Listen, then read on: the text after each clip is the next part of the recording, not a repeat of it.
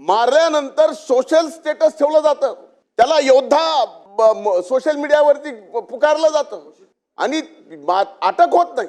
हे दुर्दैव आहे. एका भावाला जर शिक्षा झाली दुसऱ्या भावाला व्हायला पाहिजे, सारखा गुन्हा असेल तर.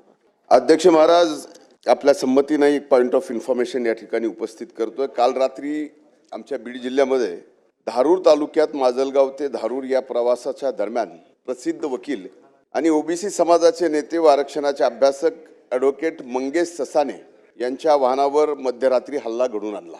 याच्या अगोदर अध्यक्ष महाराज, माननीय लक्ष्मण हाके यांच्या सहकारी असलेला पवन करवर याच्यावर माजलगाव तालुक्यात एका हॉटेलमध्ये जीव घेणा हल्ला झाला.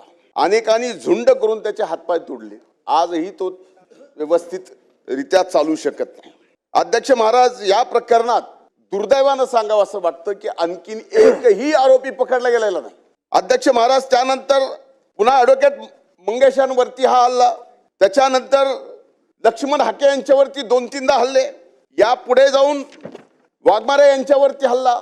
म्हणजे कुणीही एखादं सामाजिक आंदोलन करणारा नेता किंवा कार्यकर्ता या महाराष्ट्रामध्ये सामान्यरित्या फिरू शकतो का?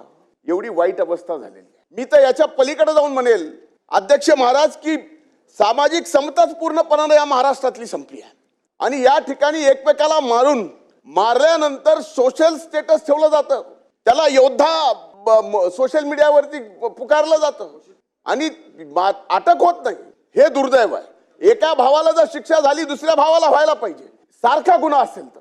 म्हणून याबाबत अध्यक्ष महाराज आपल्या संमतीनं पॉइंट ऑफ इन्फॉर्मेशन या ठिकाणी मांडतोय. आदरणीय मुख्यमंत्री साहेब इथं आहेत. मी विनंती करतो की आपण यामध्ये ठीक. अध्यक्ष महोदय, यावर कडक कारवाई केली जाईल.